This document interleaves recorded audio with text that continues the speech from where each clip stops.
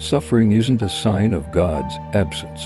Many faithful people in the Bible still endured pain, yet God sees, cares, and works through our struggles in ways we may not understand. Job, the man who lost everything.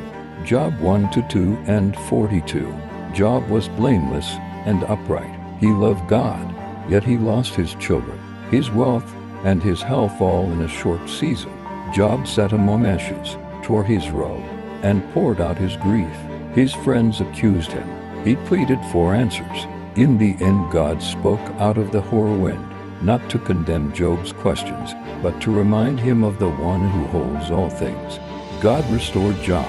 Joseph, betrayed, imprisoned, then promoted.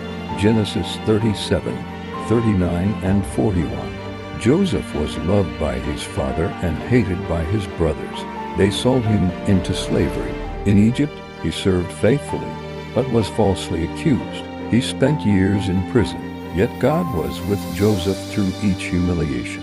In time, God elevated him to save many lives. Joseph's pain did not ruin God's purposes. It became the pathway to them. David, anointed yet pursued, he lost a child. 1 Samuel 18-31 and Psalms. David, called a man after God's heart, faced seasons of fear and grief. King Saul hunted him. He fled into caves. Later, after his sin with Bathsheba, his child grew sick. David prayed and fasted, but the child died. David worshiped through his pain and declared his hope beyond the loss. His Psalms show deep honesty with God, anger, sorrow, repentance, and trust. Jeremiah, the weeping prophet persecuted. Jeremiah 22:38. Jeremiah faithfully warned Israel of coming judgment. He was beaten, mocked, imprisoned, and even thrown into a cistern. He lamented deeply, "My soul is weary," yet he kept speaking God's truth. His life shows faithful obedience often brings suffering, and that God's message may cost us dearly.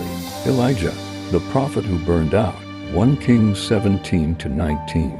Elijah faced dramatic victories, fire from heaven, victories over prophets of Baal, yet he also had a valley of despair. After Jezebel threatened his life, Elijah fled and asked God to take his life. God met him not with rebuke but with a meal, rest, and a renewed call. Even great men of faith can experience exhaustion and depression. Daniel